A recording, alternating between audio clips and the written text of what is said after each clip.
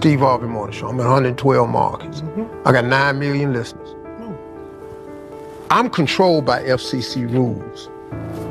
The problem is, these people go get these podcasts who have no FCC rules to abide by. But you have to remember, even though you're on a podcast, you still got a brand. Yeah. And so you can't say what you want to say and expect to be relevant and not get canceled. You can't have a podcast, let somebody come on your show and talk about your friends. Oh, she a jigga bop. Tonight I'm trying to chicken bop. You know it's up, I'm really on my top.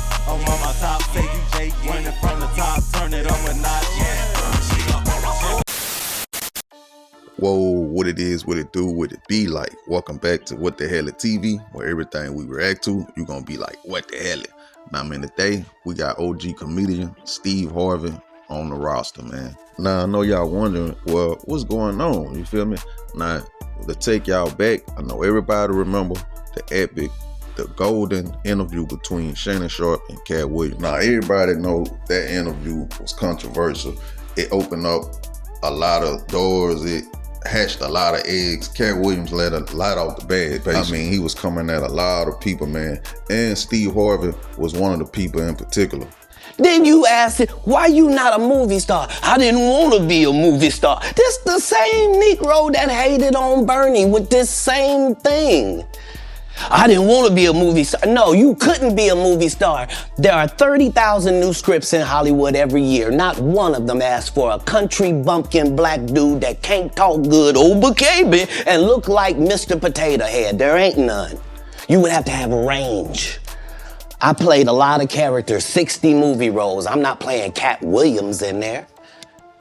I don't know, Katt. We might not let you drink anymore the way I mean, we ain't even got. I'm not. You mean to tell me if Steve Harvey your favorite comedian, you mean you've been waiting for him to do stand-up for 15 years now? He stopped stand-up because he got in a comedy battle called the Championship of Stand-Up Comedy with one Katt Willaims in Detroit in front of 10,000 people and lost because Katt Willaims said he was actually bald and that was a wig. This is like Steve Harvey telling people he used to be homeless. That's my story. That's not his story. Steve Harvey wasn't never homeless. When Mark Curry was touring with him 25 years ago, he was making $3,000 a show in cash and doing 5 shows a week. They just tell the stories. Thanks to my wife, I'm where I am. You said that about the first wife. You forget that? You told us it was her. Then you went and married somebody else that think like a man.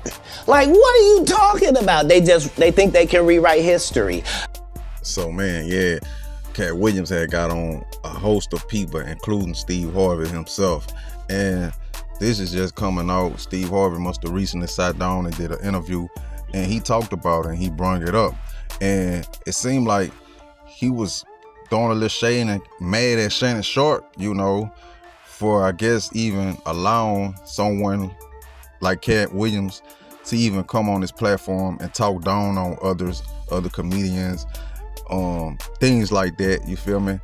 And as y'all heard Katt say, Steve Harvey was even jealous of Bernie Mac. Now, whether that's true or not, I don't know. It could be, maybe not, I don't know.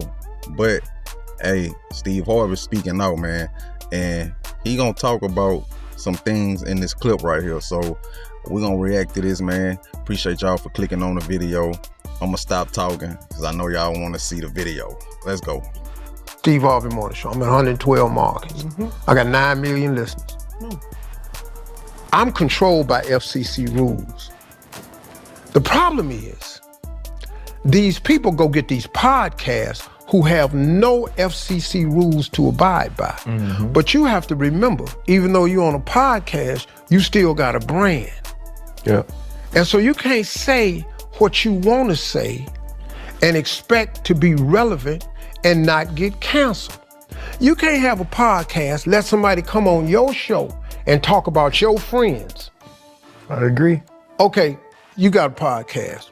Y'all got a guest on here. And he starts slamming Fred. He knows something about Fred, happened in the past, will lie or not, and just starts slamming Fred. Y'all got to shut that down. Yeah. Because this your brother. You got to protect him. And you got to protect the brand. They don't do that no more. So you come on my show, you spread all these lies about some people that I call my so-called friends, and I just let you sit there and check it. And because your podcast had so many views on that right there, your next guest is the same type of guest. Because now you want your money to be made off clicks and views at somebody's expense. Well, now guess what? You got to pay for that. Because once you put it out in the universe that I want clicks and views, the universe does not differentiate. It just give you clicks and views. So now, here they come the rest of them. And now you got clicks and views. Podcast, and there was a comedian who talked about you. And you waited a while before ever responding to Katt Willaims. You said was so different from what he said on Shannon's show. When you say vitriol, what you mean?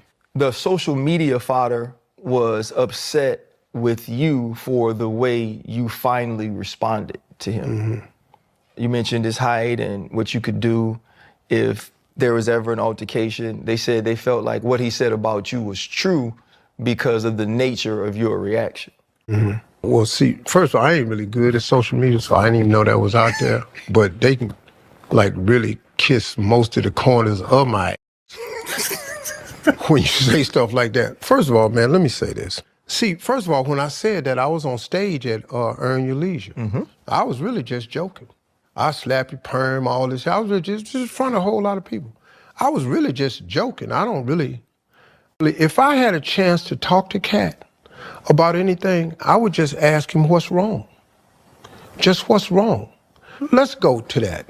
Listen to me, man. Just because a person sits on the show and don't hesitate or say or and speaks eloquently, that don't mean it's true. That just don't mean it's true, man. And I probably shouldn't have said anything. That's a regret I have. I really shouldn't have said nothing. Because we not in the same league, dog. We shooting at two different baskets. I shouldn't even have said nothing. And so really, man, I think I would apologize to him if he took offense to what I said. I was joking, but I would apologize to him. And like I said, if I had a chance to sit down with him, I would just say, hey, man, what's wrong? But you got to look at the whole tone of the interview. If the whole tone of the interview is what everybody else ain't, what everybody else ain't got, what everybody else doing, I think that's kind of like hate and jealousy. And hate and jealousy is a form of grief. You're grieving because obviously all them people you talking about have something you either want or are something that you ain't. Nah, my thing is with this whole situation, just my opinion. This interview now, it's like 2 years maybe. And so for Steve Harvey to just not be saying something about it, it's almost like, hey, Katt maybe touched the nerve, you know. He was still thinking about it. If you just not talking about it, you know, you can look at it like that, or you can look at it as if, you know, he was interviewed and the question got brought up and, you know, he decided to talk about it and he just aired everything out, what he felt about Katt Willaims, the whole interview, Shannon Sharpe, whatever, etc. So, you know, it's all about what you think, how you look at it or whatever. But it's crazy, man. Like, can't we all just get along at the end of the day, man? It is what it is. Me personally, I don't know why people be speaking on other people. Katt did say a lot of things, but hey, it can be true, it can be not. It is what it is. But me, I'll be focused on what I got going on. But of course, a lot of people rock with Katt. A lot of people believe Katt, and some of the things he was saying is true. You know, it's real, I'm gonna say, you feel me? But y'all let me know what y'all think about it, whose side y'all on, who y'all believe, and comment, let me know, man. Appreciate y'all for clicking on the video. Y'all be safe.